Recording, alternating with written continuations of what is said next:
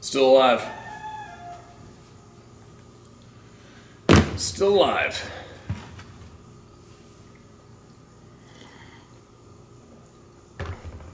I had to go in emergency yesterday. I was kind of ignoring this shit going on in my head, and I took a look in the mirror and put the flashlight in, and I'm like, well, I got an infection in my head. That's not good. So I went, and then first I had to get my driver's license renewed because it expired. And then they told me my BC medical card had expired in 2019. They canceled it due to no contact. Shows you how often I go to the doctor, right? And it's funny, I just realized when I walked into that hospital late yesterday, the last time I walked into a hospital was in Southeast Asia when they kept me, when I thought I just had the flu, and they kept me and told me I was going to be dead in 2 days. 3 days then when I first walked in, and then I was in there 24 hours and they said, you'd probably be dead in 2 days. So I'm not big on hospitals, right? Anyway, it cost me $337. I guess I'll get it back when I got the BC medical thing, the application to read when it goes through in 21 days, whatever, Sarah did it. So the guy comes in, looks at my mouth, and he's like, got a flashlight, and goes, oh, I can see it, something's stuck in your head back there. I'm like, what? And he said it was superficial. It's like a fish bone or something's wedged back there, like back here. And he goes, well, I can either, your body, so it's the, what's it called? My brain's farting, having enough coffee.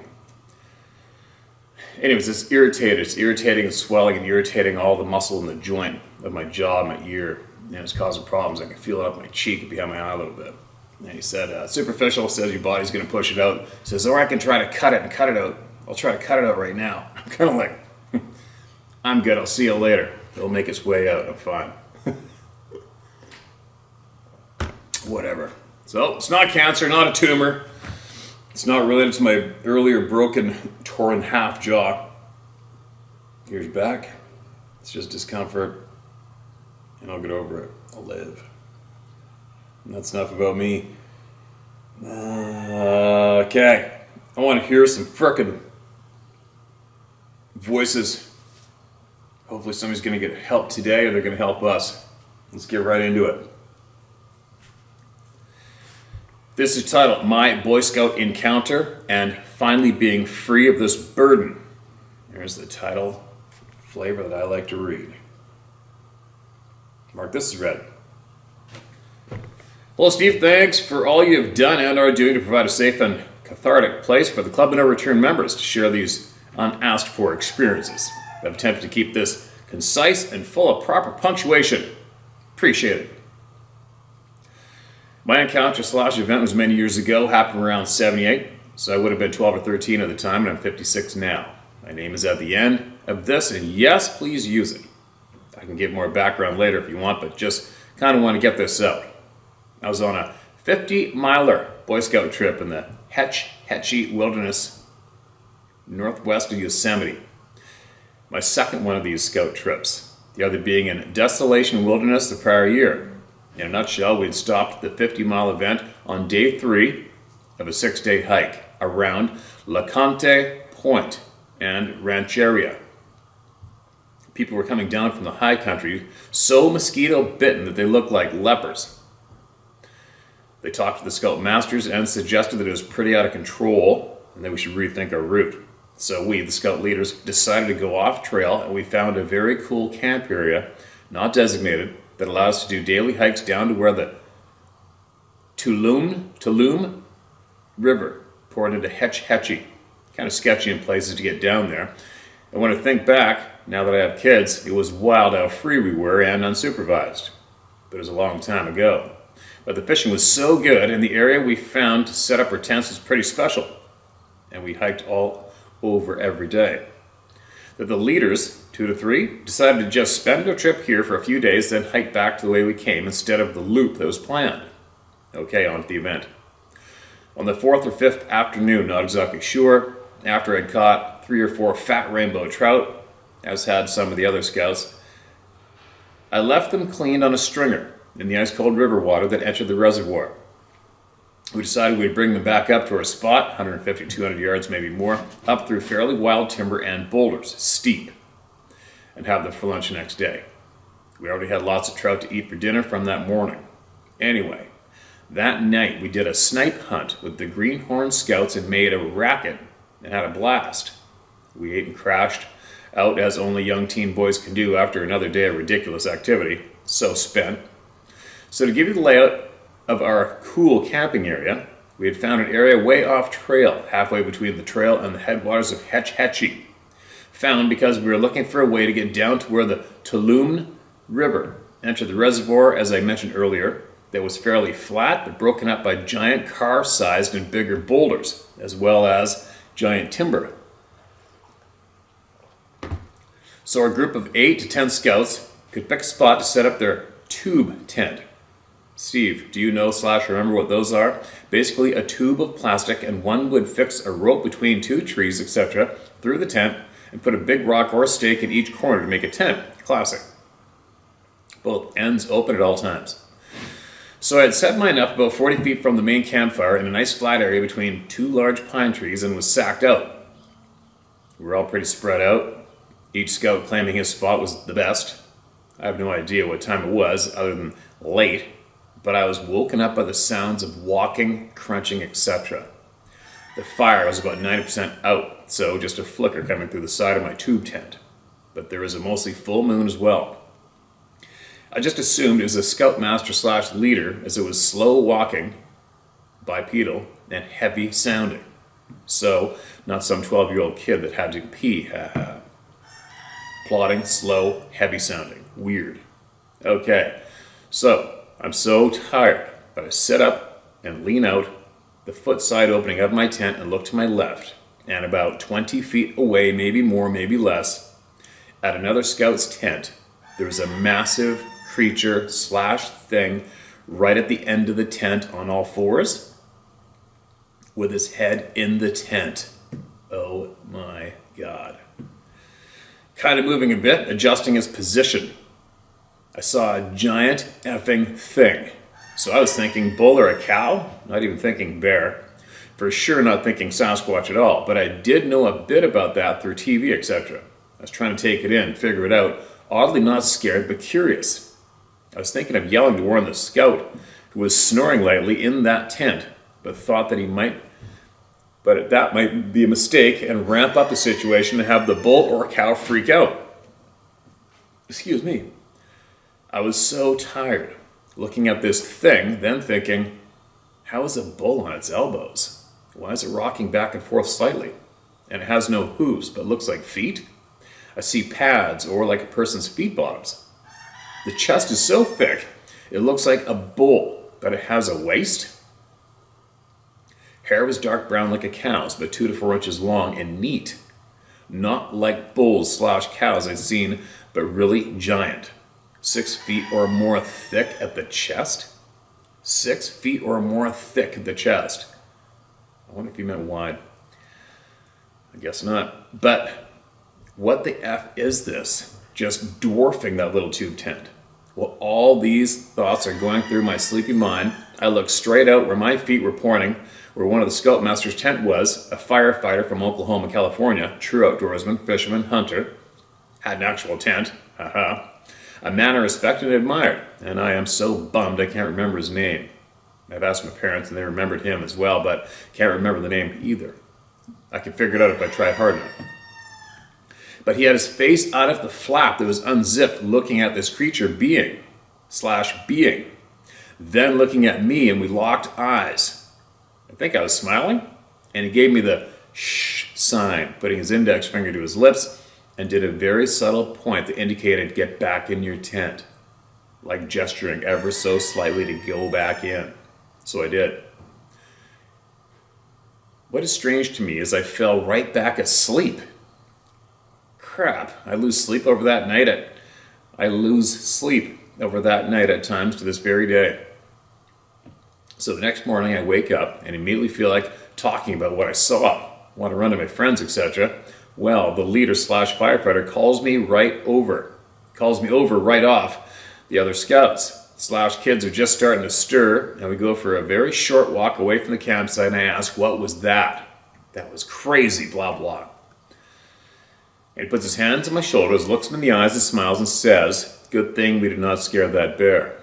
I'm sure he saw my confused face and immediately said, it was a bear. And let's not tell the other scouts, as it'll make them uncomfortable and might scare them.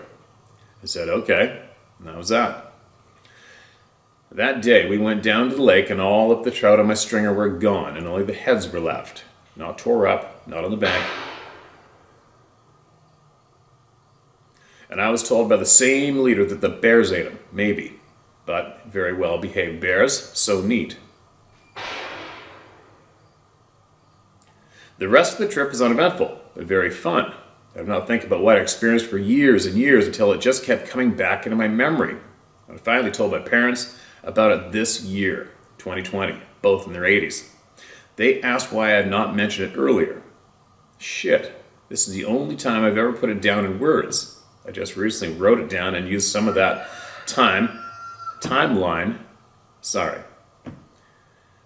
Just recently wrote it down and used some of that to timeline this recounting. I've only mentioned it recently in passing to my wife and daughters, as well as a couple family friends, to the expected ridicule. I did step up and shut them down, as we have a great family relationship, and they understood that I am serious. This is all I need. I know what I saw, and that will not change. Good for you. I'm right there with you. I often have the thought that the scoutmaster/firefighter might have known what that was that we saw, and I have to think that yes, he must have. Or why would you let a bear poke its head into a tent at 11 or 12 of an 11 or 12-year-old boy? A massive 800-pound bear with feet and elbows, for shit's sakes, and just indicate, yeah, let's go back to bed? He would have freaked out and been screaming, etc., right? You could have had a kid or kids killed on his and the other leader's watch. Yeah, no doubt, man. You see a bear of any flavor over top of a kid, you don't just sit there and watch to see what's going to happen. No one. Ever. You fight. One thing I found interesting when I finally talking to my parents for the first time about this encounter, I started to become emotional, just as I lost the cell connection. And I guess I'm a bit grateful for that as I called them back. My mom said that when I got back from this particular 50-miler, that when I was dropped off, I sat on the steps in the garage that led to the house and cried and cried. And she sat there and cried right along with me. I don't remember that. Not at all. God bless you for providing this forum, and truth and honesty is a crazy God bless you for providing this forum of truth and honesty. It's a crazy effed up time on this planet. You make it a better place and give us all, me for sure, hope. Let's take it back for the people. Please use my name, Orlo C. Jones. Orlo, you're a superhero, man. Absolutely appreciate you coming forward, as do tens of thousands of other people without a doubt. And you bang the nail on the head at that point about the scout leader just watching a bear going in a tent. Nope. I think about that sometimes. You know, I think about how stressed I would be today with everything that I know, everything that I've seen and heard. Sounds like just somebody fired up a big cat or something over. I guess we're gonna have to put up with that background sound. That's a loud motor.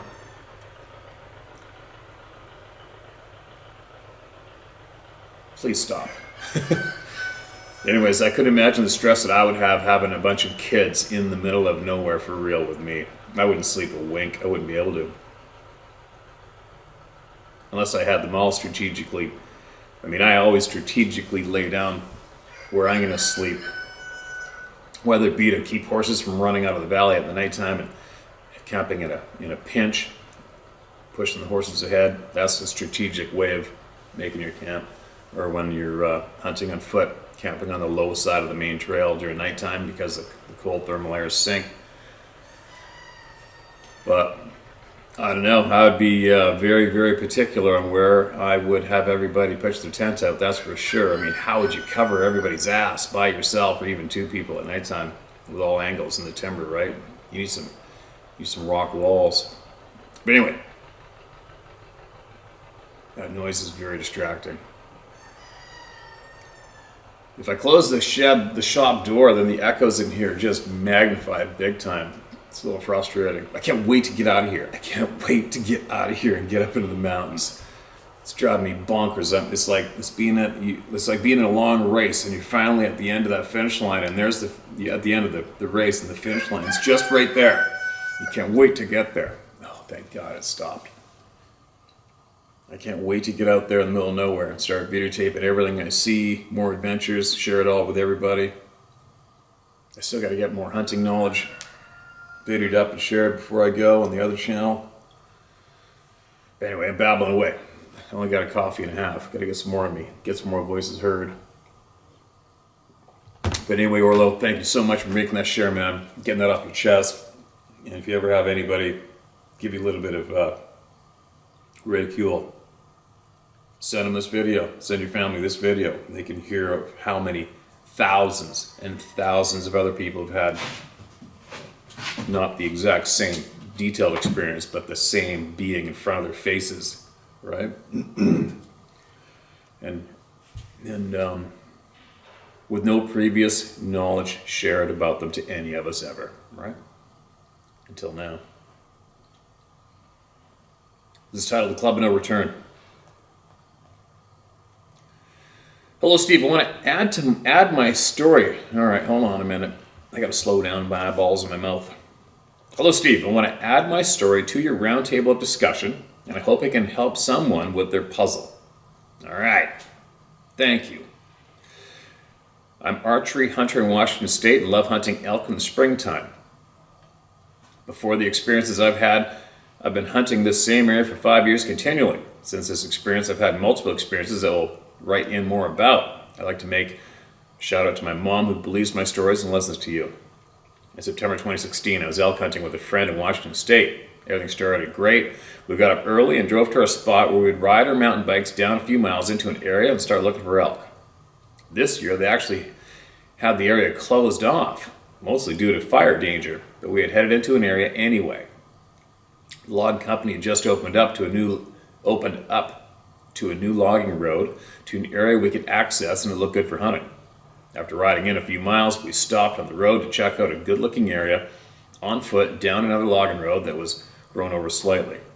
So, we ditching our bikes and grabbed my bow, then we started walking slowly down the road. Just as we were walking down the road, I saw two flashes go across the road from the other side. Now to paint a picture, this is older growth trees, sparsely apart with 4-foot tall ferns and downfall in between. After seeing the blur run across the road, I assumed it was another animal. It was an animal or an elk. As we were walking slowly and quietly down the road listening, I heard footsteps paralleling us. At this point in time, I still think elk. So I start sneaking into the ferns to look. I crawled slowly and sent out some cow-calf calls to see if I got any answers. After going in 20 or 30 feet and no response back, I stood up and looked around to find nothing. I thought, this is weird. I didn't know what it was. So we continued on down the road on foot after getting out of the bush. After walking a ways down the road, we came to a bend in the road where I saw a very large excrement in the middle of the road. Now, this was next to some sticker patches where I can see it looks like black bears are all around, but it looked human and very large, 3 to 4 times the size of a human excrement in the middle of the road. I thought that was weird, considering it looked fresh and it was early with no one in sight around us. I blew it off to think maybe it's a very large black bear poop. Looking further down the road, I see a tree about 4 to 6 inches around, about 7 feet up. Its top is snapped and pointing towards a large, wide trail. Thinking nothing, but that's weird. I couldn't reach that, and I'm still in elk hunting mode. Thinking nothing, but that's weird. I couldn't reach that, and I'm still in elk hunting mode. So I started looking for elk sign. What I find, fresh elk scrapes. After chatting with my hunting partner, we proceeded to go down this 4 to 5 foot wide trail where the broken tree was pointing to go. We proceeded in about 30 feet or so in the thick brush, a foot or two next to me. Something stands up, and it sounded pissed. Hey, hold on a minute. We proceeded in about 30 feet or so in the thick brush, a foot or 2 next to me. 1 foot. 2 feet.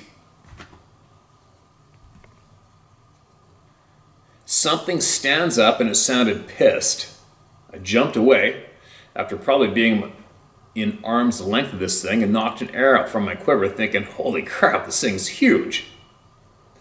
Now this area is very dense. You can only see in a few feet, and my partner is between it and me. With this massive thing in the middle that my partner can't see because of the angle, and I can clearly see that it's an upright, massive person.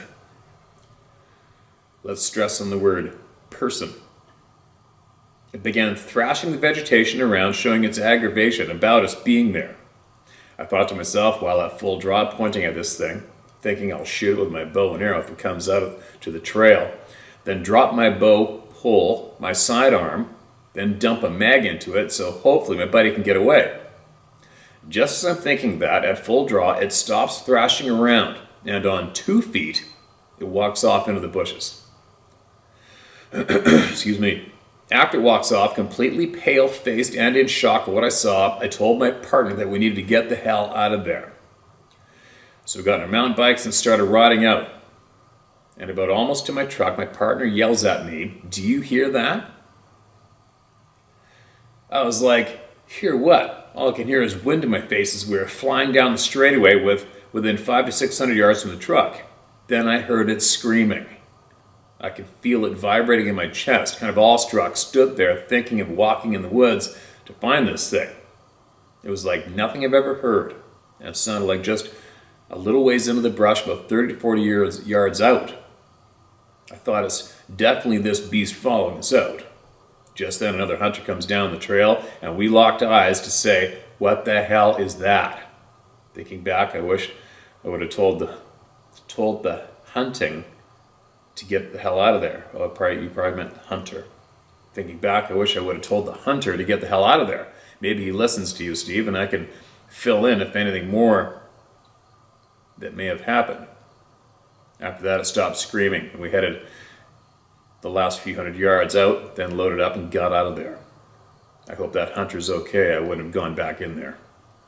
There are missing people in this area I hunt, but I don't know if the Sabe are responsible for those cases. I have more stories, Steve. Love what you're doing. Regards, Mike the Bow Hunter. P.S. I hope grammar is correct. Worked for me, Mike. You did a great job, man. Thanks for coming out and sharing that with everybody through me. Now, listen. One thing you left out was a description of what you saw. You said you saw a large person. If you can, and you said you got more, throw it all down, man. Put everything you got into an email, get it to me, and I'll get it out to everybody here, all right? I want to know what you've seen. Give us a description of what you saw. And then and share with us everything else you got too, all right? And who knows, maybe that man is following this channel, you never know. Or maybe he's missing. You never know, right? You never know. The amount of people that are watching this channel is pretty impressive. How many people are watching? But anyway, welcome to the club. It's a huge club. Welcome to the club. Yeah, send more in, Mike, for sure. I want to hear a description of what you saw, man. And another elk hunter, right? It's like Dave told me a long time ago that elk hunters are far more likely to have encounters with these people than other hunters, right? So that's always in the back of my mind, especially right now, because that's what I'm doing. As soon as I leave here, I'm going after elk. And it's right in the... You know where I'm first going? The first place I'm going is near McBride, British Columbia. Going to hook up some friends there who have a private cabin, remote cabin there. We're going to go up, the mountains. Now, where that significance of that is not too far from there is the BC-Alberta border, just on this side of Jasper. That's where the Jasper RCMP told a friend of mine there was tons and tons of sightings just on the BC side of the BC-Alberta border, just outside of Jasper. And then what else? We had the man who had the abusive father trout fishing with him. Dad was farther up the creek. He stood there and seen that thing running up the bank. And that is right in the same mountain range, just over the top of where I'm going first. Also, right where I'm going is where the other faller, where that faller told our logger friend, our First Nations friend, who had the thing standing on his machine at night time, and was broken down, jumped off. And he was up near Mackenzie with these guys, and the guy told him about dumping that huge cedar tree, and there was a long, huge skeleton in that trunk of that tree. Human-like, but huge. And Fish and Game, RCMP, and the black vehicles, whatever showed up, all the logging got pulled out of there, and it's still gated today. Well, that is right where I'm going too. That happened there. What else? Old girlfriend of mine had that one loping beside her car, stooped over, looking in the window at her. And that was right there as well. Right near there as well. So, yeah, I'd be lying if I said I didn't think about these things a lot right now. And where I'm going, what I'm going to be doing. And every single one of you who has had this reality slapped in your face, and you're a hunter or an angler, and you're going out anyway, you know exactly what I'm talking about. But anyway, and then after that, then I head even farther north up to my friends. I chased more elk, where non-stop experiences are going on all along the Peace River, near where I'm going. Elk hunting and these beings. It's like when I was up north, when farther up north, it's always, as a rule, wherever there's elk, there's grizzly bears. Well, it seems wherever there's elk, there's these bush beings as well, right? Now, moving along.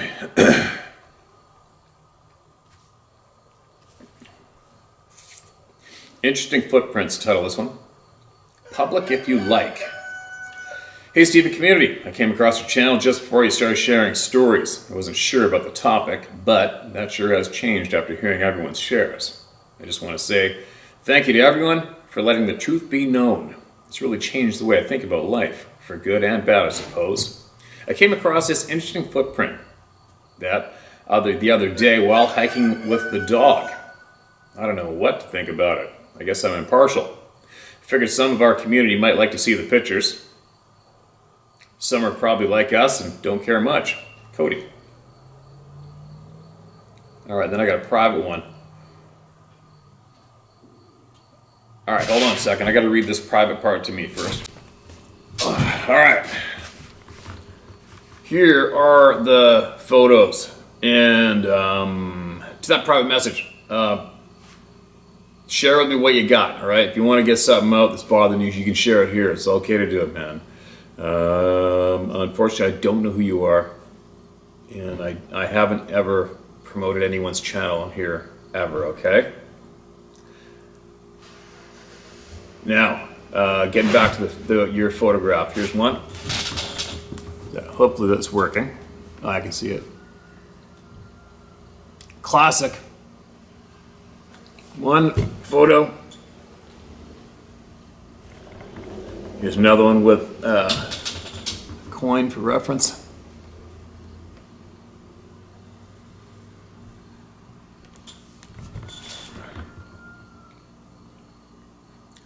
And there's another close-up, possibly the toes, right? Or what would probably be toes. All right, there you go. Now,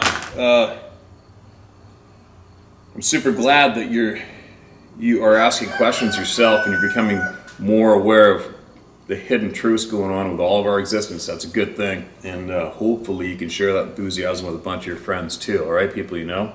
And get everybody going on jumping on that train. We really need people to become aware of the honest truth of what's going on around us and share it, right? We don't need people who are in government. We don't need them to acknowledge shit.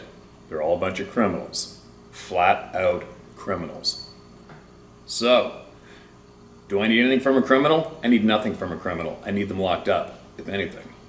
But in the end, all we have is each other, right? So we need to share with each other the knowledge. I know there's still possibly some good politicians out there.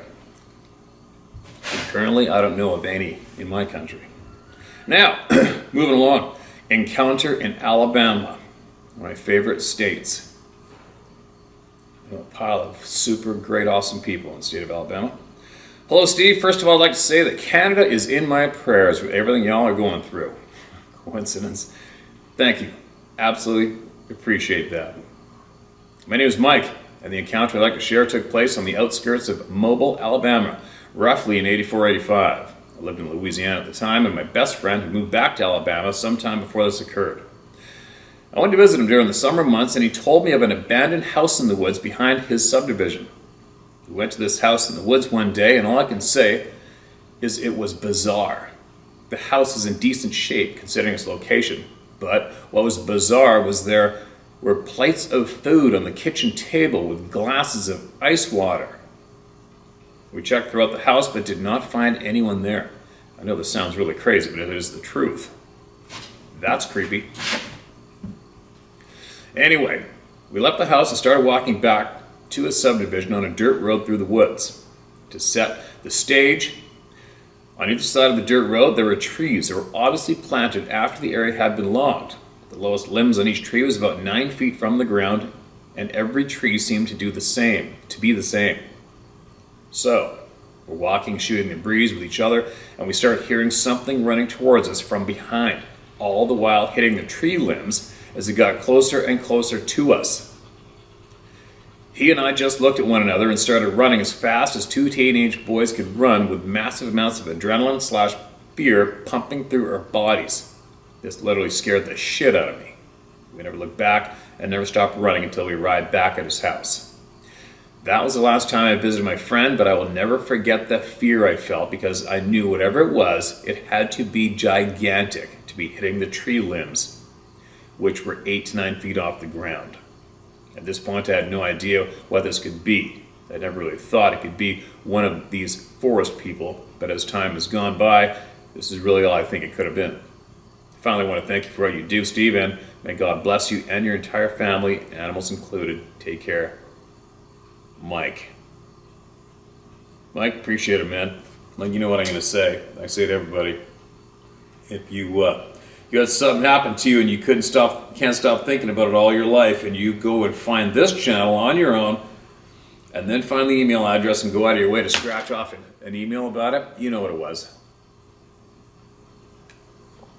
You know what it was. And there is a shit pile of sightings in Alabama. All right, what's this one? East Texas Creek footprints. Greetings, Steve. Thank you for everything you do. My friend, the truth will prevail. My last name is hard to pronounce, so you can call me Ryan Z. I'd like to share my story of finding footprints in an East Texas creek bottom. This creek runs through my town and many others, and is considered the longest continuous urban forested area in the country. It is basically a nature preserve sandwiched between two major urban developments, loaded with marshy wetlands, thick forests, and amazing fishing, if you know where to look. Also some alligators that you need to keep an eye on while fishing. This is my favorite place on earth, but the creek changes every year due to flooding. One day, best friend and I decided to hike back to our honey hole fishing spot, about a half a mile off the main trail. As we walk, on our left is a marshy wetland area, and on the right is the creek. We're making our way down the trail. My buddy pointed to the other side of the creek, where there is no trail, and pointed out very large footprints along the shoreline. That side of the creek is very hard to get to, and the forest is extremely thick and coated with kudzu, vine, and thorn bushes. Sure enough, there were these very large footprints in the mud on the shoreline. He told me he has seen them before along the stretch of creek a few weeks prior to this day. That got me curious. Luckily, I had my camera with me, and I took some photos of the prints from across the creek. They were very out of place and seemed to go into the water. The whole time we were fishing, I'd look over my shoulder as if something was watching us. A few weeks went by, and I went to the same area of the creek with my brother, and we saw the footprints again. Even he was stumped by them. We know all the wildlife that inhabits this area, and none of them make prints like that. They were either human, or they simply weren't. So, in a span of a few weeks that spring, my best friend had seen them multiple times, and I had seen them twice. It seems to be a recurring phenomenon on the same stretch of creek. The weirdest thing about them is where they are. Most people don't even bother going on that side of the creek because it is so dense and thick. From the distance we saw them at, they were still very large and seemed to be barefoot prints, as you can make out the heels. Any human walking barefoot down here is nuts. I did attach some photos I took of them. The thing that creeps me out about the footprints is, like I said before, they're either human or they weren't human. I do appreciate you being a truth warrior, Steve. People all over the country and the world have your back. I send my best wishes from Texas, and thank you for letting me tell my story. All right, man, thanks for sending that in. And you can see the older age tracks along the creek bed too, right? We got, and they're in straight line. Classic inline prints laid down. All right, here you go, you guys. I'll hold it that way this time. So there's the first one.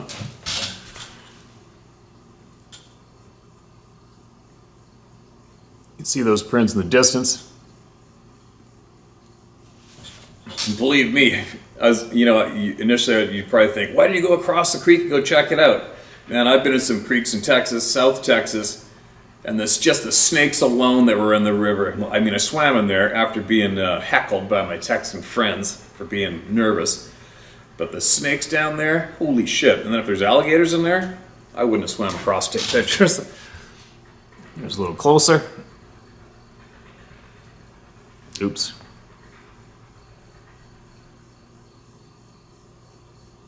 See them all straight in line. And there's zoomed up even more.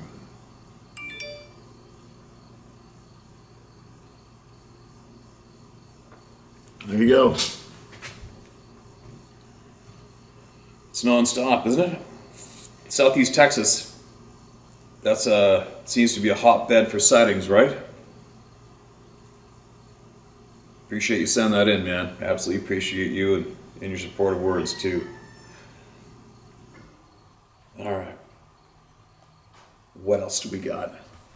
Isn't it amazing how many frickin' emails have come in here? Isn't it absolutely mind-boggling? How many? Oh, here comes that diesel motor again. I don't know what that thing is over there. It sounds like it's old as dirt. Sabe's very incredible abilities. Please, Anonymous. Gotcha. I'm hoping that you will have a blessed life and understand the enormous importance of what you do for us. I've come to accept and believe that they are very real from the screams and the smell of them. I've been stalked by this creature for years and noticed that it stayed downwind and avoids me when I had a larger caliber rifle. The shotgun muzzle, loader, and chainsaw are ignored by it, as are my pickaxe and axe. That tells me I'm dealing with an extremely intelligent, interesting being who is invisible to me. I've spent hours trying to see it to no avail. Observing deer, the deer in my food plots react to the being they could see, and I could not add it to my belief in Sabe. Okay, there's no paragraphs in here. It's a little rough, but we'll get it read. I've heard and smelt it and felt its presence many times, but had not seen one until a month ago. When I saw one, it was about 6 feet tall and around 250 pounds. I started to roll my truck window down to see if my neighbor was looking for a lost animal, but as I got closer, it turned to me and I realized what I thought was a rundown headlamp was 2 red eyes, the color of a fire. I'm still trying to tell myself it's night vision goggles and the person is wearing a ghillie suit. Nervous now, I roll my window up and I'm not going to stop. I'm looking for a weapon and about 50 feet away from them and they vanished. They were in the open, about 3 feet from the road, just disappeared from in front of me. I was going really slow, and they were in the wide open right away. I was freaked out, but I had been wondering about the Sabe because they had not been around for a while, so I was reasonably sure that was one.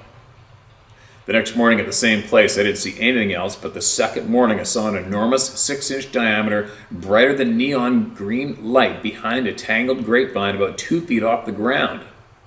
The light was very still, and I was thinking what it was and slowly approaching it. When I was about to pass it by, it turned its head and looked into my eyes. Imagine 2 6-inch diameter eyes easily over 12 inches apart. I was terrified as I met my gaze. I felt its presence and intelligence, and the effect was very shocking to me. I typed in enormous glowing eyes to search YouTube and found your channel. No shit. Thanks so much for helping us, and especially me. What a relief to know I'm not insane and I'm not alone. Sorry so long an email, but I'm so glad you're doing what you do. I'm wishing to share this with you all, but I have to stay anonymous because I have a couple of small places and don't want them disturbed. I have many experiences to share, and I hope they can help others.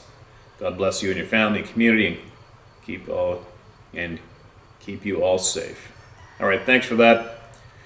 So it sounds like you got a lot of experience with these things. I mean, these people. Sorry.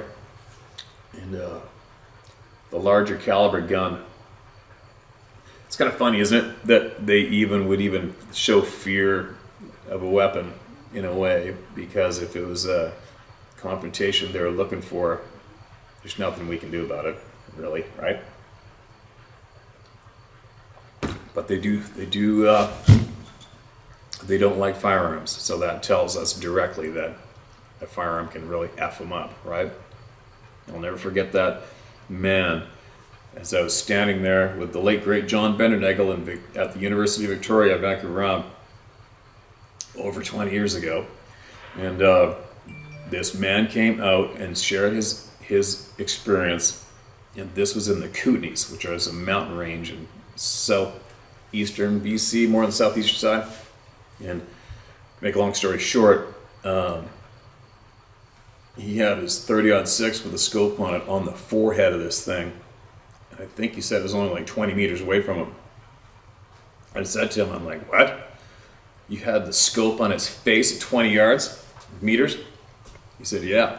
I go, you saw everything. He goes, yeah. He said, I saw its eyes. He said he said he put the crosshairs from eyeball to eyeball up to the forehead. Yeah, he went from eyeball to eyeball and then up to the forehead and then just held the crosshairs straight on his face, looking at it. And he said the look on his face was like, you know, it was an amazement looking back at him. And then he said all of a sudden the thing jumped behind the tree and then started peeking out like this. And then his buddy came up.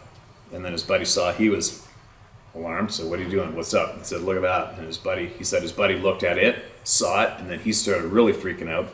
And he said that his friend, when his friend put the gun up to look at this thing, it would really hide behind the tree, just showing its eyeball just peeking out at him. Then his gun would go down and his gun would come up and then it would look right out at him. And then he said when his buddy went to put his gun up, it would duck out of the way and just peek out of the way. And he said it was almost like they controlled it with each other's rifle. And that was when that was one of the first times I was really starting to figure out that there's a lot more to these beings than just a lost frickin' monkey, right? So I said to him, what was your buddy's demeanor? What was he like? Is he a killer? You know, is he trigger happy? Or something? And he said, yeah. He says my friend would have been way more apt to pull the trigger on stuff for sure. I'm like, wow, no shit. So that thing knew the demeanor of that man. Knew it. Crazy, eh? But there's the fact that body language of the guns, it didn't want to get shot. It knew those guns were bad. It knew those guns were bad juju. And didn't want to get shot, right? Doesn't take a brain surgeon to pick up on that. Anyway, coffee's almost dead. Got to keep going on my short term. Not short term. I've got some projects here. I'm almost at the end of them. Got to get it done before I go. I got to start getting my hunting gear together. I'm going to make a video of it too and share it on the other channel for people who are curious what I'm going to bring. Because I am going to bring gear for, I call it comfortable camping. If I can use a quad or a motor vehicle of any kind, it's like, oh my God, that's luxury. The stuff I can bring is luxury. Bigger sleeping bag, maybe even a chair, you know. But when I go into the mountains solo, that's when it gets uncomfortable. And I'm not a trendy guy at all. I'm not into the in brand of anything.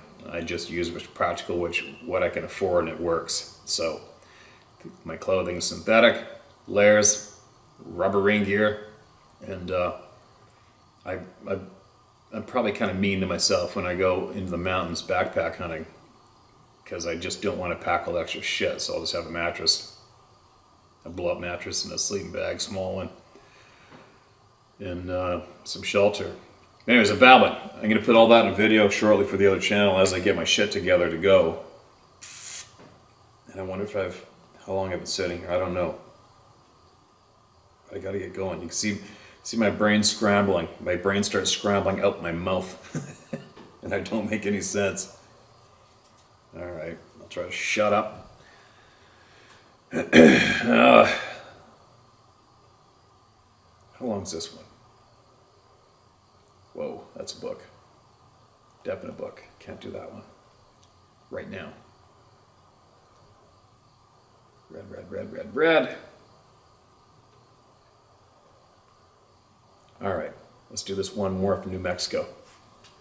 And then I'm going to go get my shit together. Excuse me. Weird sightings in New Mexico. Hi, Steve. You can call me Remington. Yes, I like guns.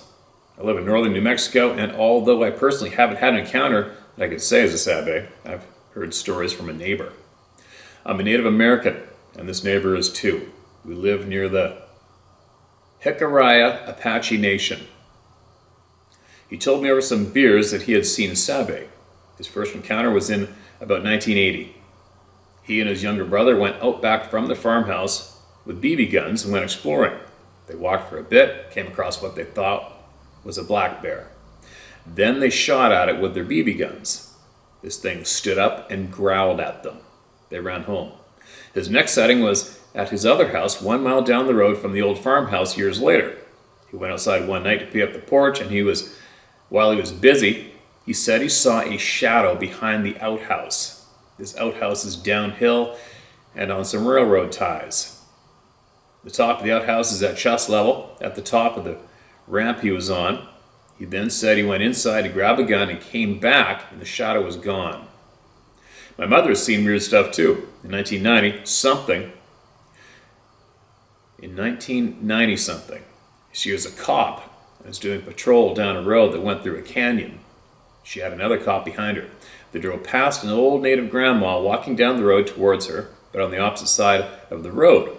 She went down the road and turned around because she didn't want the old lady to get hit by a car. She went back to where the old lady was, and she was gone. Her and the other cop then shone the spotlights from their cars down the embankment, and up the canyon wall. Steve, my mom said this old lady was crawling up this rock wall. To get to the rock wall, she would have had to go off the road and down a ravine and back up. And where she was crawling was vertical, or at a reverse angle. My mom and the other cop hauled ass out of there and went to the station. My weirdest story is seeing a large coyote or a wolf. We don't have wolves in northern NE something. In the summer of 2020 or 2021 June, I was joyriding down a forest one-lane road that had a pipeline running beside it. As I was going down the road where the trees close in, I saw at first what I thought was a deer jumping across the road. It cleared the road and stopped, but it wasn't a deer. It was a canine of some sort. It was 3 feet tall and 4 or 5 feet long. It crossed right to left in front of me and ran to the left. It crossed a creek and kept running. While it was running, I brought my 30-30 Winchester out of the window and was saying, "Slow down, damn it." It got to about 80 to 100 yards away and still looked big. I had it in my sights, but my hammer fell in an empty chamber. When the rifle went click, the canine ran to the trees on the other side of the clearing. I sat in awe for a minute until a forest ranger came down the road towards me. I asked her if we had wolves. She said she didn't think so. I told her about the large canine I just saw, and she said if I shot it, she didn't know what would happen. I proceeded to finish my joyride, but not before getting stuck. It was a 2-wheel drive Ford. I walked out a ways and found a hunter who was also stuck. He had high-centered his truck on a berm of dirt berm of dirt across the road. I helped him get out, and he helped me get out. Thank you for telling these experiences and sharing the info. God bless and be safe. And love on your horses for me. All right, man. That one you said about the old lady, quote, old lady, end quote, crawling up the steep rock-faced wall. There's a military guy who claimed to have watched a man in Afghanistan do the exact same thing. Walked up a wall. What the F, right? What the F. Crazy shit that's going on around this planet, I'll tell you what. The puzzle pieces. How's everybody's puzzle doing anyway? Anybody out there is anybody's puzzle getting filled in?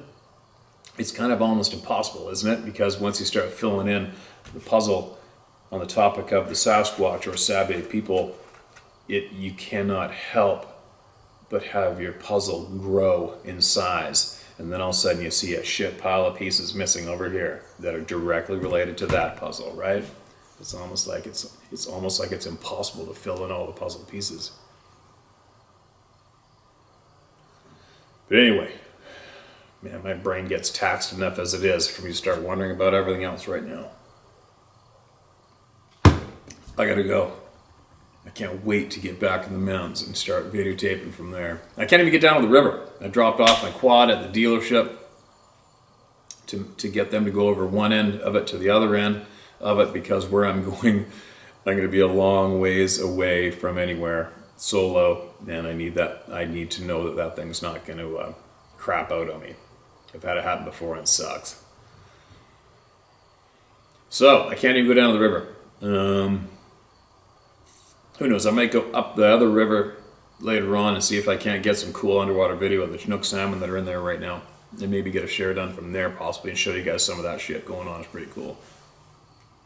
And then, anyways, I'm babbling ding dong right now. I gotta get going.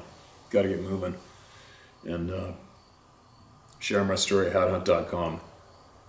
You got something that you need to get up your chest or something to share to help the people, get it to us. All right? Back shortly.